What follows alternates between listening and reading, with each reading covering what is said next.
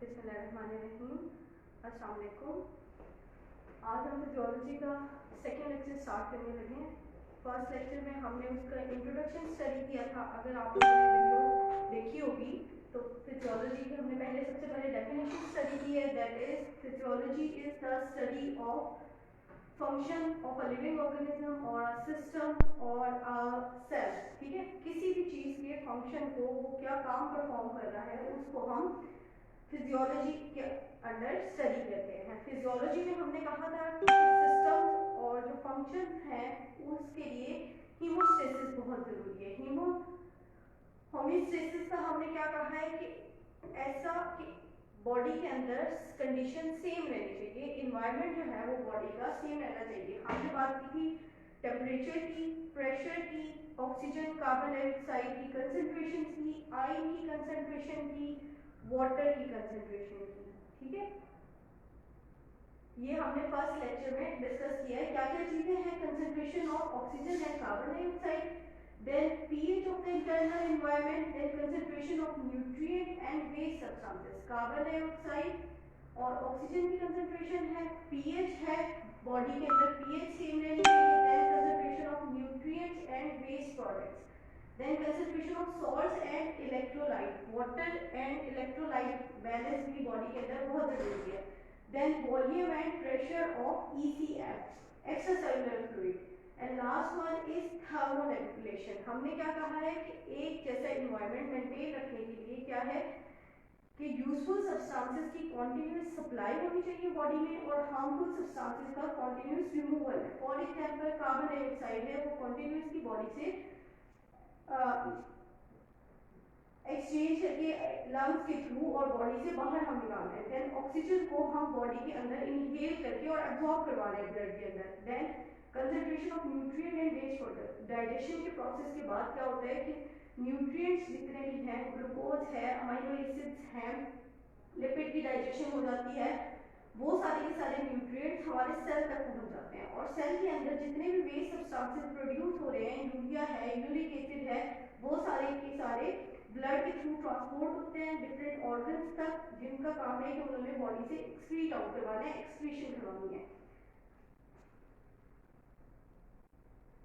इसी तरह हमने कल एग्जांपल स्टडी की थी कि हीमोस्टेसिस की क्या एग्जांपल है, टेम्परेचर रेगुलेशन है, देन वाटर रेगुलेशन है, एक्सक्रीशन ऑफ वेस्ट प्रोडक्ट्स है, ब्लड ग्लूकोज रेगुलेशन है, कांस्टेंट सप्लाई ऑफ न्यूट्रिएंट्स है, maintenance of carbon dioxide and oxygen pressure है, and then maintenance of pH.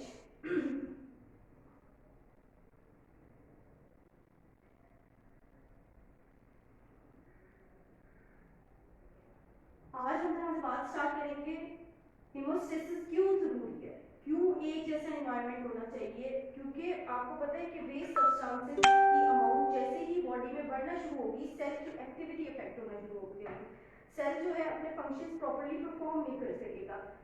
इसलिए सेल की सर्वाइवल के लिए, सेल की प्रॉपर एक्टिविटी के लिए haemostasis is important. Regulation of body function, अब हमने ये तो बात कर ली कि कौन कौन सी चीजें जो है वो बॉडी में कितनी अमाउंट में होनी चाहिए या कौन सी ज्यादा अमाउंट में होनी चाहिए और हार्मफुल सब्सटेंसेस जो है उनकी कॉन्टिन्यूस रिमूवल है। अब रेगुलेशन कैसे हो रही है, मतलब आपको पता है कि अगर एक सेल वर्क कर रहा है, एक्टिव है, तो कॉन्टिन्यूसली जो है उसको न्यूट्रिएंट्स की रिक्वायरमेंट है, उसको एनर्जी की रिक्वायरमेंट है, उसकी ऑक्सीजन की रिक्वायरमेंट है। देन इन रिवर्स अगर बात करें तो जब भी कोई एक्टिविटी परफॉर्म हो रही है तो उसके रिजल्ट में क्या है कि वेस्ट सब्सटेंसेस प्रोड्यूस हो रहे हैं, और अगर वो वेस्ट सब्सटेंस वहीं पे एक्यूमुलेट होते जाएंगे सेल के अंदर तो टॉक्सिसिटी कॉज करेंगे। तो इसलिए उसकी रेगुलेशन बहुत इंपॉर्टेंट है कि वेस्ट सब्सटेंसेस का कॉन्टिन्यूस रिमूवल और यूजफुल सब्सटेंसेस की continuous supply.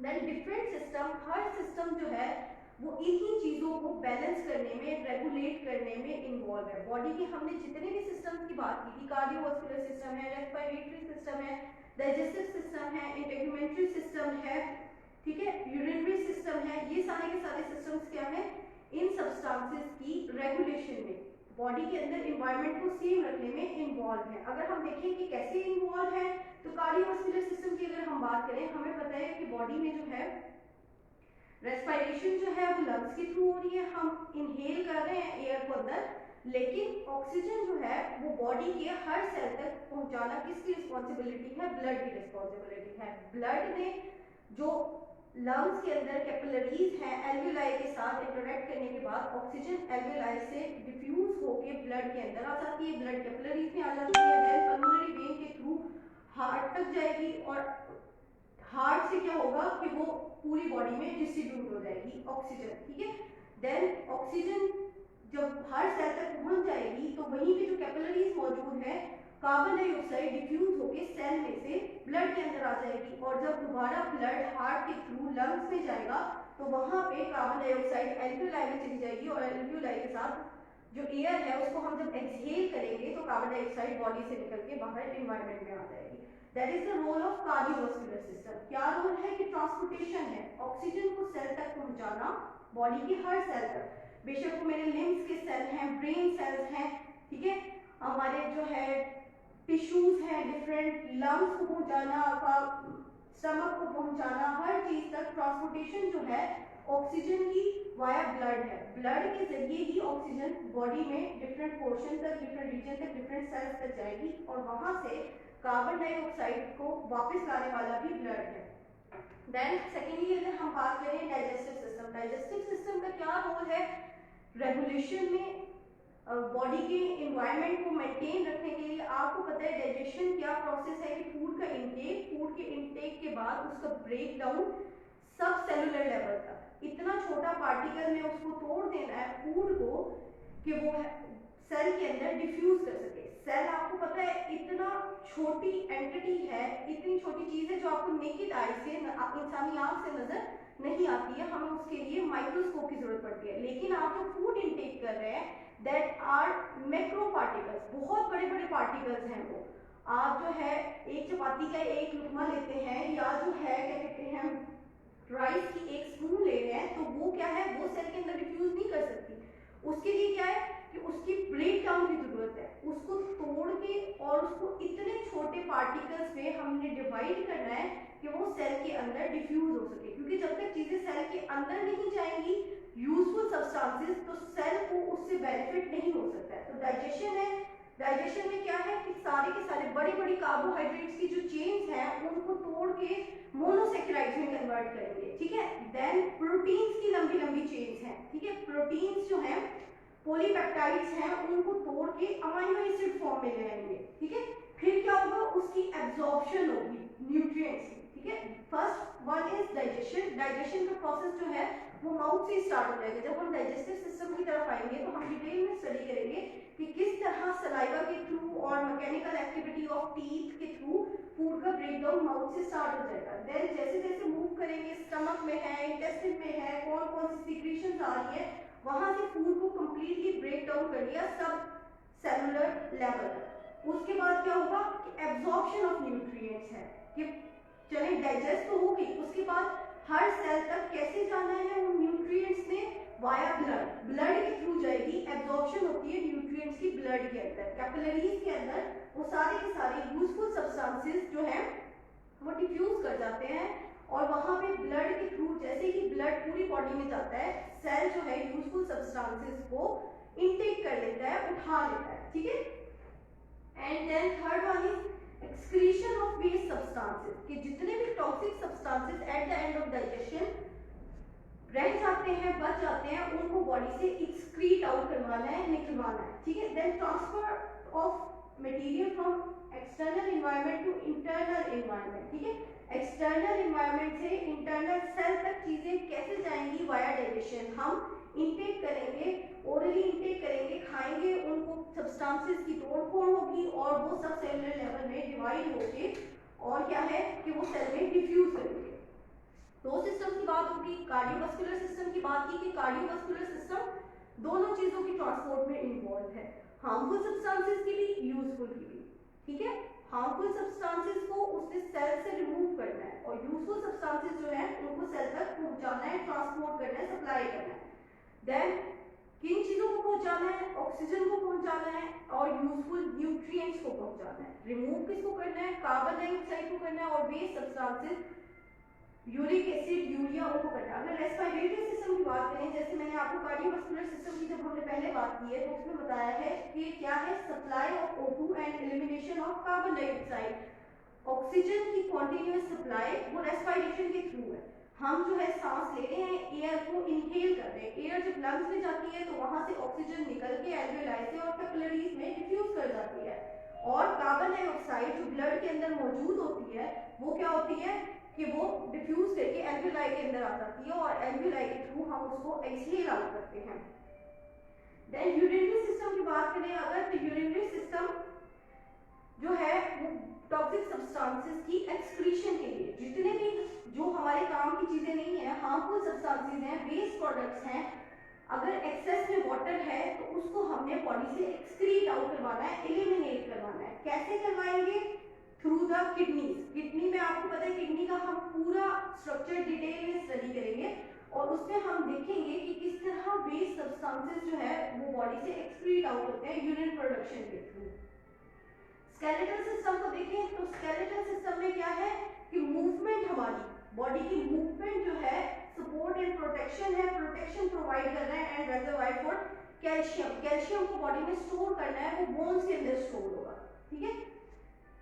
Then muscular system. Muscular system में हमें पता है कि डिफरेंट ऑर्गन्स जो हैं वो मसल्स से मिलके बने हुए हैं, ठीक है, वॉलेंट्री और इनवॉलेंट्री। कुछ हमने बात की स्केलेटल मसल की बात की थी कि जो बोन्स के साथ अटैच है, बाकी विसरल ऑर्गन्स जितने भी हैं हमारे उनके अंदर मस्कुलर लेयर मौजूद है। मस्कुलर लेयर की वजह से उनकी मूवमेंट हो रही है। हार्ट के अंदर आप देखें, हार्ट भी एक मस्कुलर ऑर्गन है, ब्लड की जो पंपिंग है कॉन्ट्रैक्शन के थ्रू हो रही है, मसल्स जब कॉन्ट्रैक्ट करते हैं तो ब्लड पंप आउट होता है वेंट्रिकल्स के थ्रू और पूरी बॉडी में डिस्ट्रीब्यूट हो जाता है। इसी तरह जब हम बात करें ईसोफेगस की बात करें या फिर स्टमक की बात करें, वहां पे भी मस्कुलर लेयर मौजूद है जिसकी वजह से उन ऑर्गन्स की मूवमेंट हो रही है और मूवमेंट की वजह से फूड की मिक्सिंग है या डाइजेशन है या ब्रेक डाउन है वो हो रहा है। इसी तरह अगर हम बात करें ब्लड वेसल्स की, ब्लड वेसल्स की कॉन्ट्रैक्शन, रिलैक्सेशन वो भी वाया मसल्स है, ठीक है।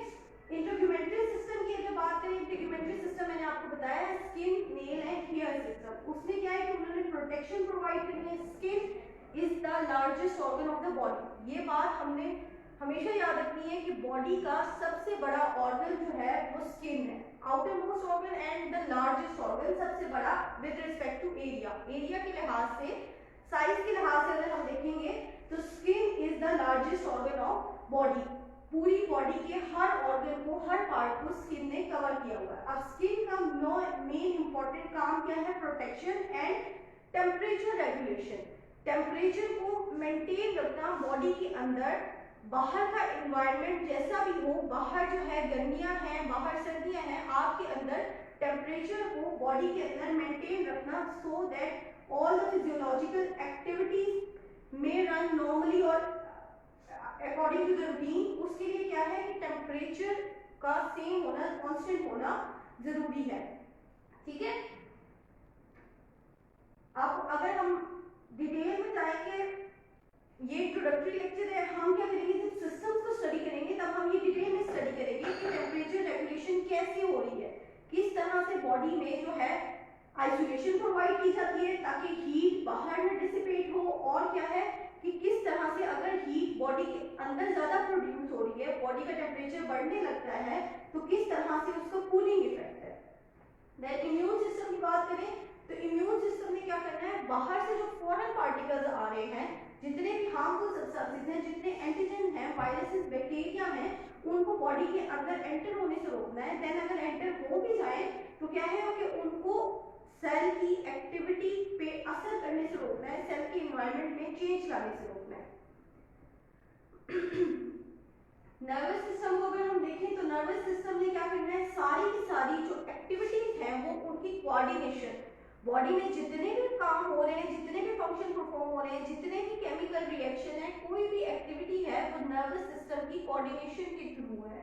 पहले स्टिमुलेशन की वजह से या स्टिमुलेट करते हैं रिसेप्टर्स, रिसेप्टर से मैसेज जाता है ब्रेन को, ठीक है। ब्रेन को जो मैसेज जाएगा उसके अकॉर्डिंग ब्रेन जो है कोई भी रिएक्शन शो करने के लिए मसल्स को या ग्लैंड्स को रिस्पॉन्स सेंड करेगा और रिस्पॉन्स अगेंस्ट द स्टिमुलस, ठीक है। देन एंडोक्राइन सिस्टम की बात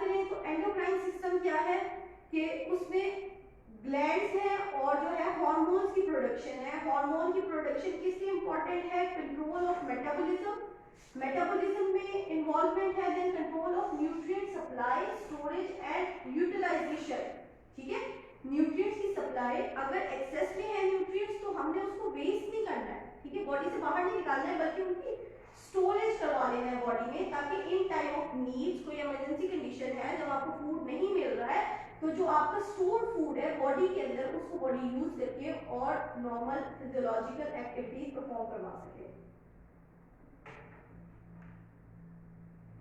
ये एक डायग्राम बनी हुई है, इसमें आप देख सकते हैं, ठीक है, इसमें होमियोस्टेसिस को ठीक तरह से डिस्क्राइब किया गया है। ये क्या है कि डिफरेंट चीजों का लेवल, ठीक है, वो लेवल में होनी चाहिए, एक ही अमाउंट में होनी चाहिए, ठीक है। जैसे ही ये बैलेंस डिस्टर्ब होता है, इम्बैलेंस आता है, किसी भी स्टिमुलेशन की वजह से, किसी भी रीजन की वजह से, stimulus produce change in variable, किसी भी वेरिएबल में चेंज आया, फॉर एग्जांपल ऑक्सीजन की कंसंट्रेशन इफेक्ट हुई है, कार्बन डाइऑक्साइड की कंसंट्रेशन इफेक्ट हुई है, पीएच में चेंज आ गई है बॉडी में, या टेम्परेचर बढ़ना शुरू हो गया है, या फिर क्या है कि वाटर ज्यादा बॉडी के अंदर चला गया है, हार्मफुल सब्सटेंसेस की वहां पे एक्यूमुलेशन ज्यादा हो गई है, तो वो क्या है, कोई भी चेंज आ रही है, इम्बैलेंस है, ठीक है।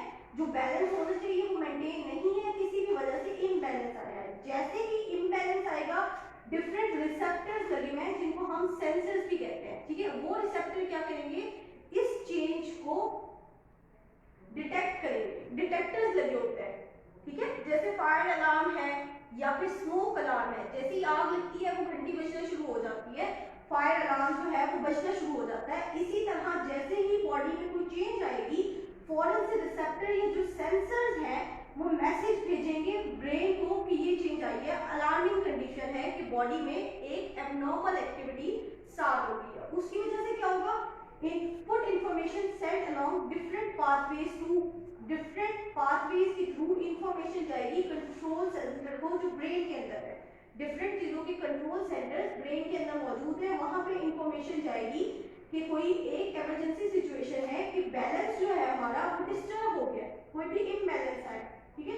कंट्रोल सेंटर क्या करेगा, उस इंफॉर्मेशन को एनालाइज करेगा, इंटरप्रेट करेगा और उसके अकॉर्डिंग जो है वो मैसेज सेंड करेगा to the effector organs. Effector organs क्या है, हमारे मसल्स हैं, ठीक है, या फिर हमारे जो ग्लैंड्स हैं, ताकि उनकी प्रोडक्शन को या तो बढ़ाया जाए या कम किया जाए, मसल्स के थ्रू मूवमेंट करवाई जाएगी।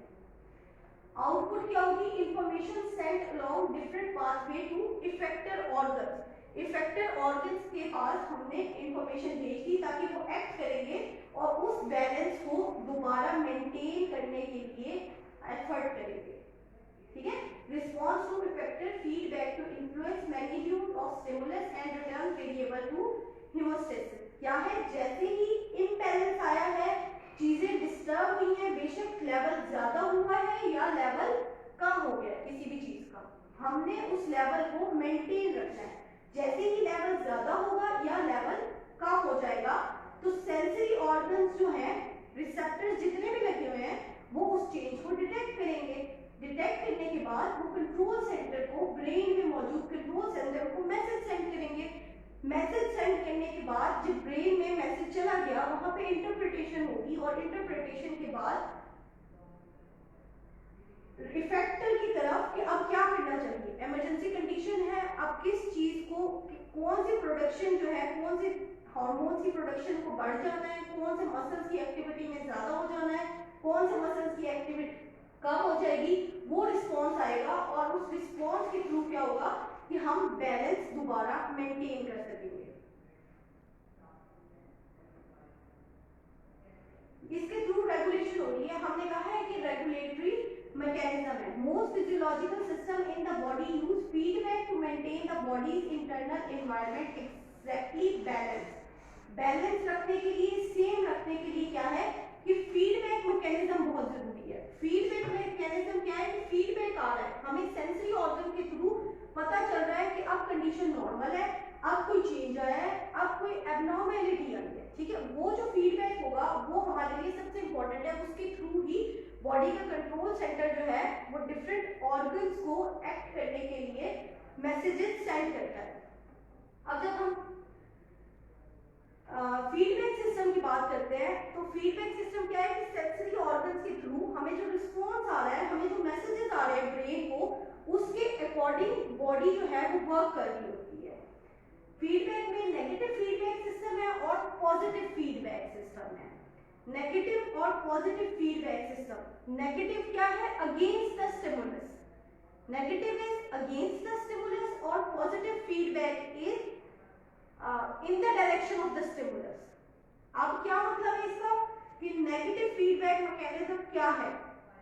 बॉडी में आपको पता है कि ऑक्सीजन का लेवल, या फॉर एग्जांपल चलिए सबसे आसान बात है टेम्परेचर की बात कर लेते हैं, ठीक है। टेम्परेचर किसी भी वजह से बॉडी में बढ़ना शुरू हो गया है, ठीक है। कोई भी स्टिमुलस है, कोई बैक्टीरिया एंटर हो गया है, कोई और रीजन है, बाहर गर्मी ज्यादा है, बॉडी का टेम्परेचर बढ़ना शुरू हो गया, ठीक है। तो क्या होगा कि बॉडी का टेम्परेचर जैसे ही 38 डिग्री से ऊपर जाना शुरू होगा, सेंसर्स जो है, रिसेप्टर्स लगे हुए हैं, वो उसको डिटेक्ट करेंगे चेंज इन टेम्परेचर को, कि टेम्परेचर में चेंज आना शुरू हो गई है। उसके बाद क्या करेंगे, वो थर्मो रेगुलेटर्स के थ्रू मैसेज जाएगा ब्रेन को, और ब्रेन में क्या होगा कि ब्रेन वर्क करेगा और मैसेज सेंड करेगा to different organ, to different glands. आपको पता है कि स्वेटिंग स्टार्ट हो जाती है, गर्मी ज्यादा लग रही हो, क्या कहते हैं उसमें स्वेटिंग। स्वेटिंग भी क्या है कि बॉडी का एक कूलिंग मैकेनिज्म है अगेंस्ट द स्टिमुलस। स्टिमुलस ने क्या किया था, कोई भी बैक्टीरिया एंटर हुआ, कोई भी एक्टिविटी बॉडी की बढ़ गई, एक्टिविटी बढ़ने से क्या हुआ, बॉडी के अंदर टेम्परेचर राइज करना शुरू हो गया। जैसे ही टेम्परेचर राइज करना शुरू होगा, मैसेज जाएगा ब्रेन को कि आपने टेम्परेचर को कम करना है, ठीक है। ब्रेन ने इंटरप्रिटेशन क्या की है कि मैसेज टेम्परेचर ने नीचे की तरफ लेकर आना है। तो इफेक्टर ऑर्गन्स के थ्रू हम जो है, ग्लैंड्स के थ्रू, मसल्स के थ्रू हम क्या करेंगे कि वो टेम्परेचर को नीचे लाने की कोशिश करेंगे। स्टिमुलस ने क्या किया है, टेम्परेचर बढ़ा दिया है, हमने क्या किया है, टेम्परेचर को नीचे लेके आ रहे हैं अगेंस्ट द स्टिमुलस है, that is negative feedback system, ठीक है। नेगेटिव फीडबैक कंट्रोल क्या है, system react in such a way as to arrest the change और रिवर्स द चेंज, रिवर्स करने के लिए, ठीक है। टेम्परेचर स्टिमुलस की वजह से बढ़ गया था, बॉडी क्या करेगी, उस टेम्परेचर को दोबारा से नीचे लेकर आएगी, that is against the stimulus, reverse कर रहे हैं हम चीज को। और पॉजिटिव फीडबैक क्या है, system react in such a way as to enhance और amplify the change in the same direction, कि किसी भी रीजन की वजह से अगर इम्बैलेंस हुआ है तो हम उस बॉडी उस इम्बैलेंस को और ज्यादा क्रिएट करेगी। ये स्पेशल कंडीशन में होता है, सिर्फ 2-3 चीजें हैं। अगर ये नॉर्मली होना शुरू हो जाए तो बॉडी का जो सिस्टम है वो इफेक्ट होंगे और एक्टिविटी जो है वो अफेक्ट होगी, नॉर्मल नहीं होगी, नॉर्मलिटी है, बॉडी को रिस्क है। लेकिन 2-3 कंडीशन है, वो हम आगे चलकर डिस्कस करते हैं कि किस तरह से ये यूजफुल है positive feedback control. Negative feedback की अगर बात करें तो बॉडी के सारे सिस्टम, जैसे मैंने टेम्परेचर की बात की, अगर टेम्परेचर ज्यादा होना शुरू हो जाएगा तो बॉडी कंट्रोल सिस्टम क्या करेगा कि उसको नीचे लाने की कोशिश करेगा ताकि बैलेंस मेंटेन रहे।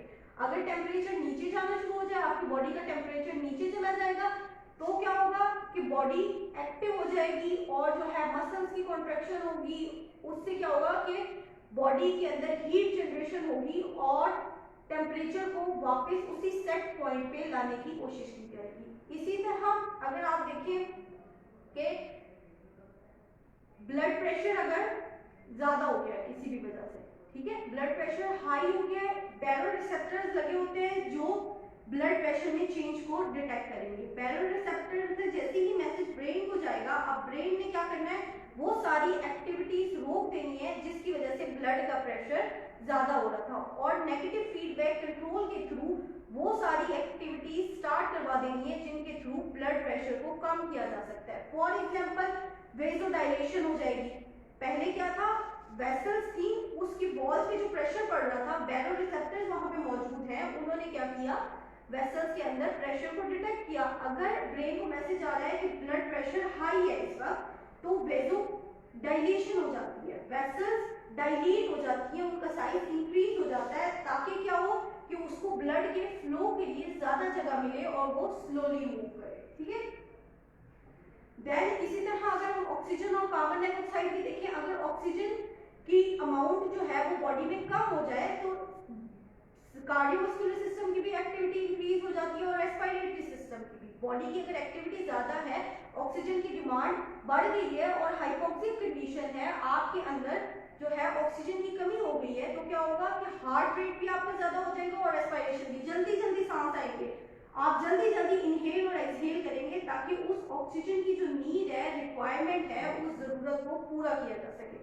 इसी तरह अगर कार्बन डाइऑक्साइड की अमाउंट बॉडी में बढ़ना शुरू हो जाएगी तो भी बॉडी नेगेटिव फीडबैक सिस्टम के थ्रू उसको रिमूव करवाने की कोशिश करेगी। बॉडी से वो सारी एक्टिविटीज रुक जाएगी जिनके नतीजे में कार्बन डाइऑक्साइड प्रोड्यूस हो रही है, बॉडी में वो सारी एक्टिविटीज बढ़ जाएंगी जिनके जरिए कार्बन डाइऑक्साइड को एक्सहेल करवाया जा सकता है। जैसे high concentration of carbon dioxide initiate event that decrease the concentration towards normal. अगर बढ़ गई है कार्बन डाइऑक्साइड की अमाउंट तो हमने क्या करना है, वो सारी की सारी एक्टिविटी स्टार्ट हो जाएंगी जिनके थ्रू उस कंसंट्रेशन को कम करने की कोशिश की जाएगी। इसी तरह high AP cause high arterial pressure, अगर आर्टीरियल प्रेशर जो है आर्टरीज में बेरोरिसेप्टर्स लगे हुए हैं, उन्होंने डिटेक्ट किया है कि प्रेशर हाई है इस वक्त, a series of reaction that lead to lowered pressure, series of reaction start हो जाएंगे जिन्होंने क्या करना है, प्रेशर को लो करना है। this effect is negative with respect to initiating stimulus। इसमें आप दोनों में देख सकते हैं कि हाई कंसंट्रेशन हो गई थी कार्बन डाइऑक्साइड की, लेकिन बॉडी उसके अगेंस्ट काम करती है, उसके ऑपोजिट डायरेक्शन में, रिवर्स डायरेक्शन में, और कार्बन डाइऑक्साइड को कम करने की कोशिश की जा रही है। इसी तरह अगर प्रेशर ज्यादा हो गया था तो इस केस में भी क्या है कि बॉडी ने वो सारे रिएक्शंस, वो सारे एक्टिविटीज स्टार्ट कर दी हैं जिसके जरिए प्रेशर को दोबारा नीचे ले आए, अगेंस्ट द इनिशियल चेंज है या अगेंस्ट द स्टिमुलस है। Then positive feedback, positive feedback normal conditions में नहीं, यूजुअली नहीं है, सिर्फ चंद स्पेसिफाइड कंडीशन है जिनमें हम पॉजिटिव फीडबैक बॉडी में ऑब्जर्व कर सकते हैं, देख सकते हैं। फॉर एग्जाम्पल है क्या, positive feedback control is used in some cases, the response caused by the feedback is in the direction of the change. जो भी स्टिमुलस है उसी के डायरेक्शन में वो चेंज है या बॉडी उसी के डायरेक्शन में एक्ट करेगी। इनपुट इंक्रीजेस और एक्सेलरेट्स द रिस्पॉन्स, जो चेंज आ रही होगी बॉडी उसी को इंक्रीज करके और जो है एम्पलीफाई करेगी, ज्यादा कर देगी, ठीक है। पॉजिटिव फीडबैक को अगर हम देखें कि कहां कहां ऑब्जर्व कर सकते हैं, ड्यूरिंग लेबर या चाइल्ड बर्थ। चाइल्ड बर्थ के दौरान क्या है कि ऑक्सीटोसिन की प्रोडक्शन हो रही होती है, ऑक्सीटोसिन की प्रोडक्शन की वजह से यूटेराइन कॉन्ट्रैक्शन ज्यादा हो जाती है, यूटेरस की कॉन्ट्रैक्शन ज्यादा हो जाती है। जितनी ज्यादा ऑक्सीटोसिन की प्रोडक्शन होगी, बॉडी को पता है कि this is the time of production of more oxytocin, oxytocin की प्रोडक्शन और बढ़ जाएगी ताकि यूटेराइन कॉन्ट्रैक्शन को इंक्रीज किया जा सके, ठीक है। That is one case. Other one is clotting, जहां पे क्लॉटिंग का अमल हो रहा होता है, बॉडी से अगर कहीं ब्लड वेसल्स रप्चर हुई थी और ब्लड फ्लो हो रहा है तो वहां पे क्लॉटिंग होती है, खून ने जम जाना है। जैसे ही क्लॉटिंग का प्रोसेस स्टार्ट होगा, बॉडी से डिफरेंट जो एंजाइम्स हैं और हार्मोन्स हैं वो एक्टिवेट हो जाएंगे, उस क्लॉटिंग के अमल को और ज्यादा बढ़ा देंगे, ठीक है। That is the feedback mechanism. जैसे ही क्लॉटिंग स्टार्ट हुई है, चेंज आई है स्टिमुलस की वजह से, उसमें क्या है कि उसी रिस्पॉन्स को एम्पलीफाई कर रहे हैं, हम बढ़ा रहे हैं ताकि क्लॉटिंग ज्यादा हो जाए। इसी तरह जनरेशन ऑफ नर्व इंपल्सेस है कि कोई काम हमने करना है, रिस्पॉन्स गया है, तो उसकी वजह से नर्व इंपल्सेस की प्रोडक्शन जो है, जनरेशन वो ज्यादा हो जाती है। Useful positive feedback is itself in part of an overall negative feedback process. ये क्या है कि ये नेगेटिव फीडबैक की तरफ अगर ना जाए हम, तो रेगुलेटरी सिस्टम का, रेगुलेशन ऑफ सब्सटेंसेस का मोस्ट इंपॉर्टेंट पार्ट है पॉजिटिव फीडबैक भी। इन केसेस में अगर पॉजिटिव फीडबैक नहीं होगा तो हमारे लिए नुकसानदेह हो सकता है। अगर क्लॉटिंग स्टार्ट हो गई है और क्लॉटिंग के अगेंस्ट रिस्पॉन्स होना शुरू हो जाएगा तो वो हमारी बॉडी के लिए नुकसानदेह है। ये है पॉजिटिव और नेगेटिव फीडबैक, ताकि बॉडी में चीजों का अमाउंट, कंसंट्रेशन मेंटेन रखी जा सके, बॉडी के अंदर एनवायरनमेंट जो है वो सेम रखा जा सके, इक्विलिब्रियम हो, ताकि क्या है बॉडी नॉर्मली एक्टिविटी अपनी परफॉर्म कर सके, सेल अपनी एक्टिविटीज नॉर्मल वे में परफॉर्म कर सके। ये था आज का लेक्चर। इसमें हमने इंट्रोडक्शन जो है फिजियोलॉजी का वो कंप्लीट कर लिया है कि फिजियोलॉजी क्या है, कौन कौन से सिस्टम्स हैं और क्यों जरूरी है फिजियोलॉजी। ठीक है, होमियोस्टेसिस क्यों जरूरी है, क्यों बॉडी में एक जैसा एनवायरनमेंट जरूरी है, किस तरह से फिर हम उस एनवायरनमेंट को मेंटेन कर सकते हैं, पॉजिटिव वे में भी और नेगेटिव वे में भी। अगर आप लोगों को कोई क्वेश्चन है तो आपने इस वीडियो के नीचे कमेंट कर देना है, ताकि मैं नेक्स्ट टाइम जो है वो उसको आपका पहले क्यूरीज जितनी भी होंगी, क्वेश्चन होंगे, उनको हम क्लियर करेंगे और नेक्स्ट टाइम फिर इंशाल्लाह हम आगे स्टार्ट करेंगे। ठीक है।